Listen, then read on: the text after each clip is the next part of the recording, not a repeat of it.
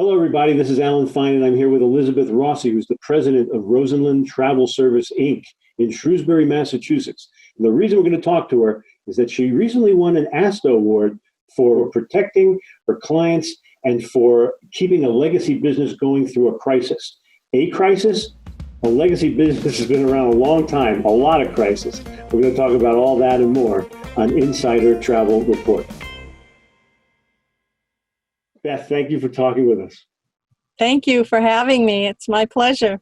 And so it's very interesting to read about your agency.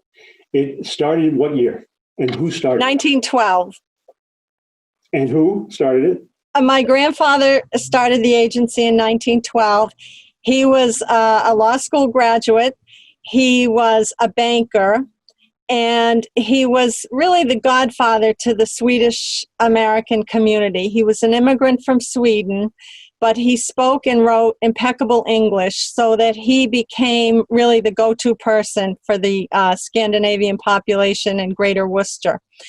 We were having a huge burgeoning of steelworking businesses that came to Worcester that really built the central Massachusetts area. And they were drawing the skilled labor in the steel business from Sweden in particular and Scandinavia in general. And so my grandfather, being a banker, was appointed to pretty much handle the migration of these people from Sweden to Worcester County. And he, being a law school graduate, was able to handle all of the legal workings. Being a bank executive, he was able to handle the banking things. And then he ended up having to figure out how to get these people here. So that he established ties with all the major steamship companies of the time, Swedish America Line, Holland America Line, Cunard.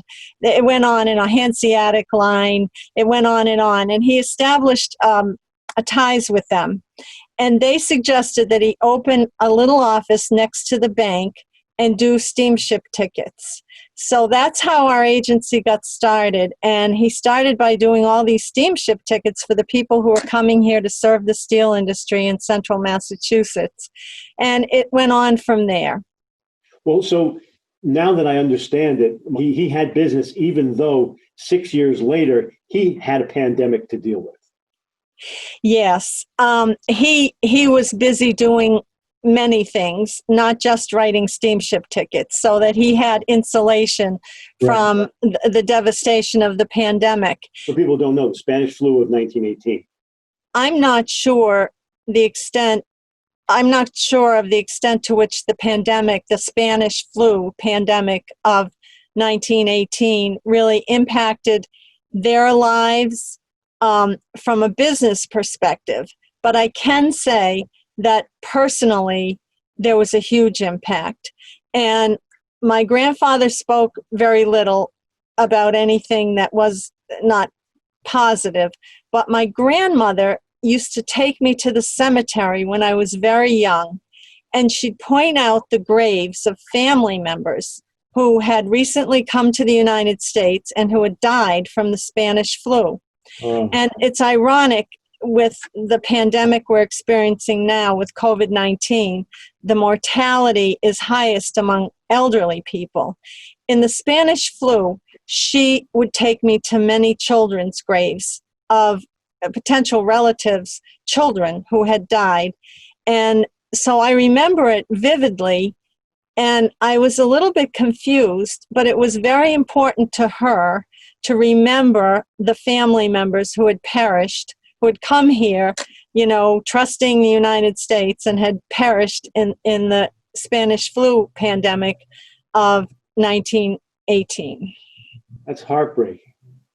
But now, so his business was able to survive that because of the other jobs, the other hats he was wearing, just like all travel advisors wear many hats.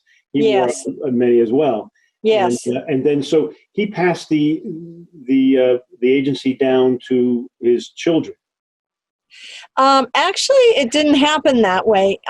My mother did secretarial work and errands for him from the time she was quite young. And then by the time she was in high school, she had learned how to type and do stenography and so forth.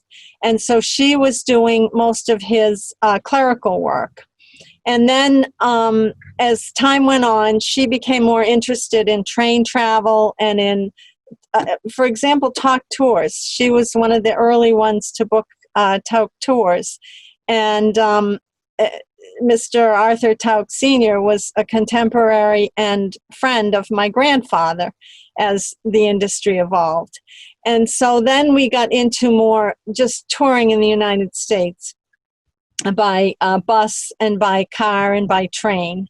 And that's how my mother became involved with the agency. And then I think the business for us became a real family effort. And my mother was able to raise a family and still work. And we grew up in the office and doing things that related to travel from as early a time as I can possibly remember. And my dad was a career military officer, and when career naval officer, he'd want me to specify that.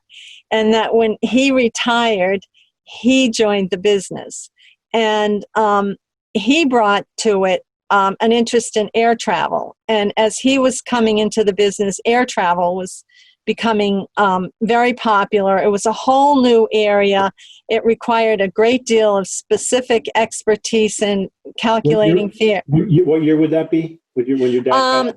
That was in, I would say that was in the late 1940s and the early 1950s. And that required a great deal of specificity in calculating airfares and writing air tickets, and something that was all done by hand. All done by hand, and that was something that they just hadn't done, and he just took over that function. So that's what brought him into the business, and then actually he and my mother ran the business for a number of years, very successfully. And then he was tragically killed in a car accident in his early 50s when we were still young. And as a matter of human interest, to let you know how important the travel industry was, 2 other travel agencies lent an employee a half day every day to my mother until she could get the agency stabilized, because she had been left with 2 young children and having to run the agency by herself, which she wasn't prepared to do. And so from the industry has always taken care of its own. Honestly, I can't think of a better example of the industry taking care of its own. These were competitors. They were in the same city, and yet they each got together and lent us a very highly skilled employee half a day each. And it went on for about a year and a half until my mother could really get everything all stabilized and figured out in terms of writing airline tickets and reporting to the ARC, all of which my dad had done. So that's really kind of a human interest story about how the agency community was really a community in those times.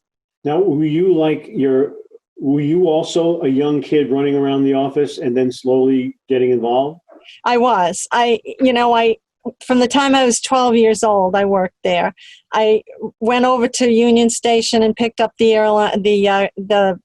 railroad tickets, and I filed ABC filing and things like that from the time I was about 12. As a matter of fact, I had to get a worker's permit in order to work at age 12, and from the government, which I still have.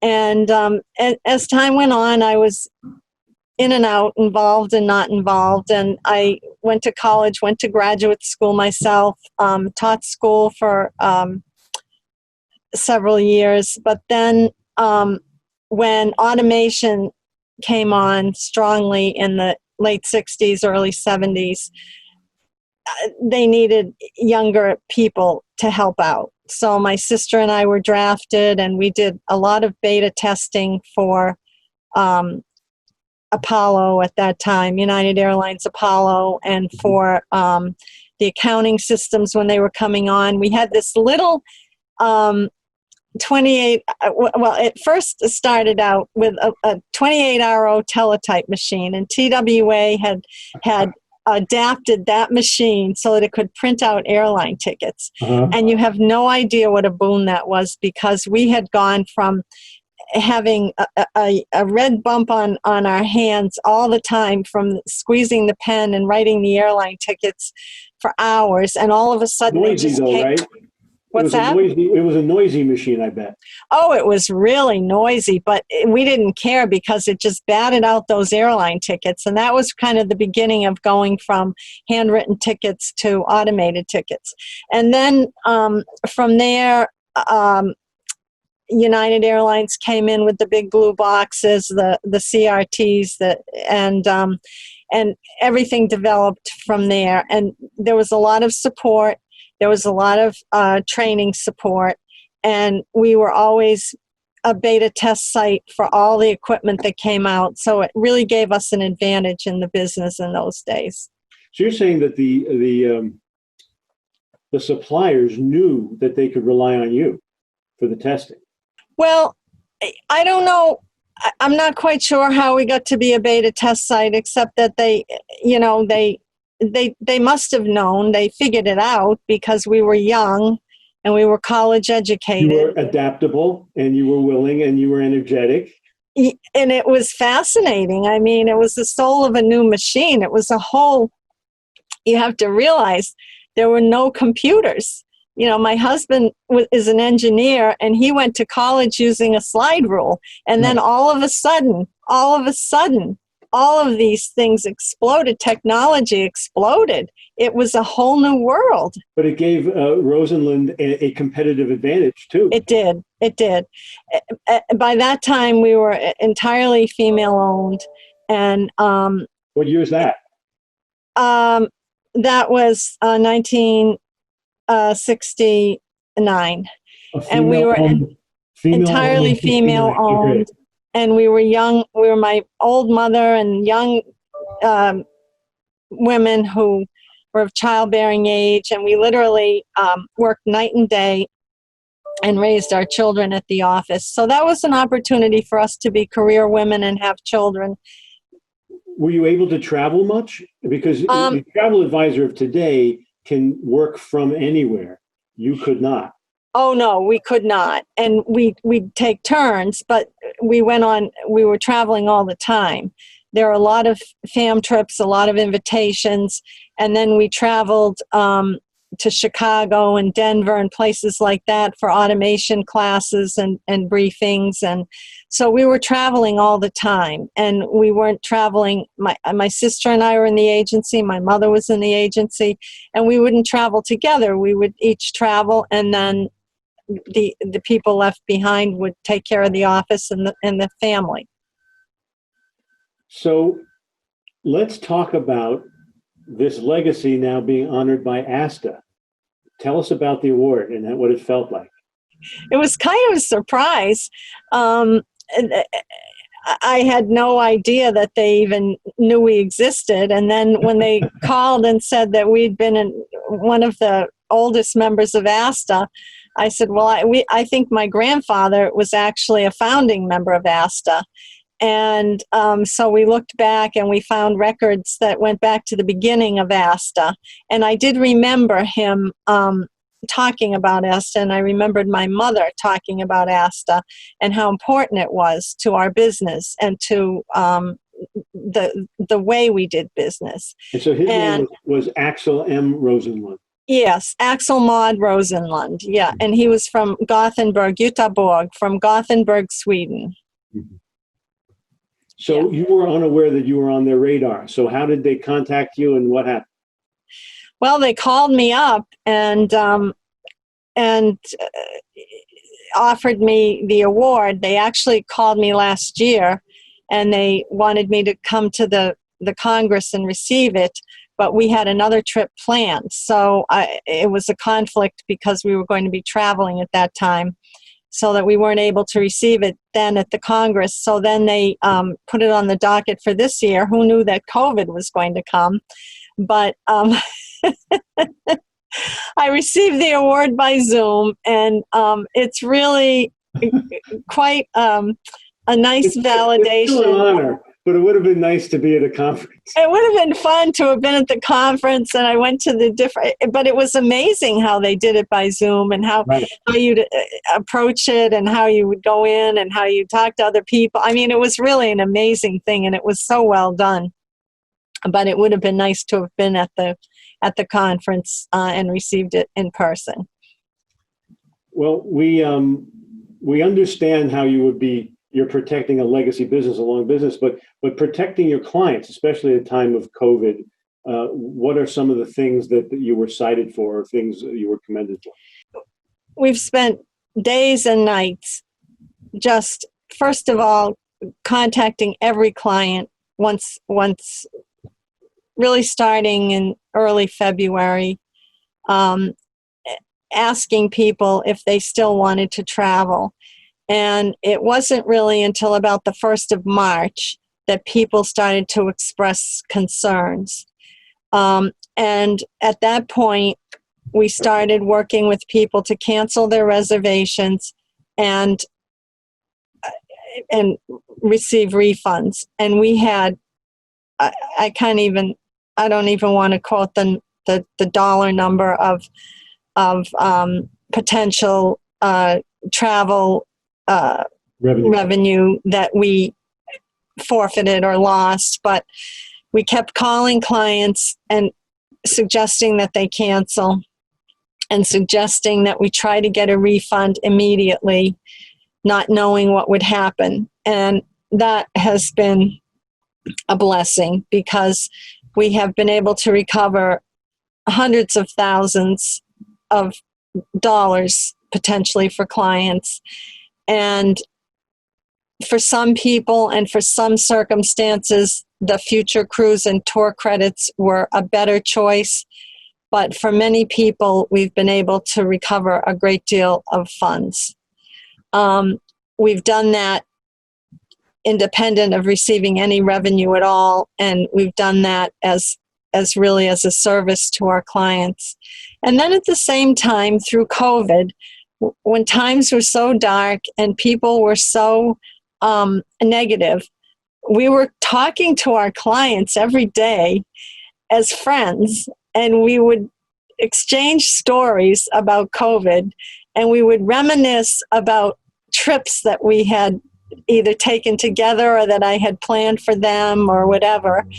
And so for myself and my husband, the COVID time went by quickly because we were busy talking to our... And you just did that naturally. It was just a natural... It had nothing to do with business or creating business or worrying about future business. It was just the thing we had to do to protect our clients. First of all, to keep them from going into a situation that could be potentially harmful to them in their health. And second of all, to protect their funds as a fiduciary of our clients' monies. What I was wondering was, since you had such a legacy, such a long history with this agency, with Rosenlund, my question was there a piece of advice that withstood the test of time, generation after generation, one from your grandfather and one from your father? You know, it's all the same advice. And the advice is generally that we are stewards of our clients' dreams and money, and that it wasn't about anything that we intended to gain or that we were going to own, that we were simply stewards of our clients' dreams and our clients' funds, and that we were fiduciaries of those funds. and that we needed to protect our clients' money, pay our income taxes to the fullest when they were due, and maintain good records, good bookkeeping records. Those were the kinds of general advice items that I received perpetually from all the family members. What's wonderful about that advice is that it isn't about making money and getting rich. That was almost just a cherry on top, a reward that was not, you just enjoyed the process and took care of people, and it naturally took care of you. That's exactly the way it worked. That's exactly the way it worked. And still does. Let's talk about the future now. Do you see signs of recovery? What are people interested in right now? Well, this has been a really tough time, and I don't know if the industry's ever been so bereft. It's been very difficult, and I don't want to minimize the difficulty, because the financial pressure that the lack of revenue for such a long time has put on every aspect of the travel industry, from the cruise lines to the hotel chains to little travel agencies like us, is enormous. The pressure is enormous. I think things are starting to come back. People want so much to travel. They're booking trips now for a year from now. Very few people are willing to travel in the near future, although a couple have taken some trips or planned some trips that they'll be taking in the next several weeks. But it is cumbersome right now with the COVID test requirements, Rules, and the need to quarantine for 14 days. People who want to travel right now really have to take into consideration the willingness to quarantine somewhere, possibly for 14 days, and at their own expense, because the insurance companies are generally not covering COVID-related quarantines. So that's a little awkward right now, but we're hoping for a vaccine, hoping for better remedies, and we're booking a great many people for 2021 and even for 2022. So if agencies can just hang on, what advice can you give agencies on how to hang on? The only thing I can think of to say is to slash your expenses to nothing. Just go through every last bill you've paid in the last 2 years and figure out how to get out of having to pay that bill for another day, and just take your business down to the very basics and wait it out. That's the only advice I can give. Do you have any other ideas? That's the whole reason for Insider Travel Report. We keep educating and getting the information out there. We're certainly hoping people are getting government relief. We're hoping that there'll be more government relief. But the other side of it is of course slashing costs. Got to do it. So now we're going out to about 100,000 travel advisors. Do you have any inspiring words that they can hold on to at this time? These are very difficult times. The travel industry has faced difficult times in the past and will again. The world is not a settled place. It probably never has been, never will be. But the need to travel is huge in people, and the need to connect with people is huge. And if we can one by one connect with other people who have other ideas, other motives, and other interests, and we can all see how similar we are, rather than how different we are. I think travel facilitates that kind of understanding of humanity throughout the world at a level that other experiences simply cannot do. Well, we are wishing all of us good health and prosperity, and that we are able to support that dream. Travel is important to us. Travel does change us and does support us. I thank you so much for your time. Well, I thank you for interviewing me and for giving me a chance to reminisce about the long family history that we have in travel, and also to get really ready to go out again and reinvent ourselves. Good luck to you guys. And Thank you. You're welcome. Thank you, Alan. And this is Alan Fine for Insider Travel Report.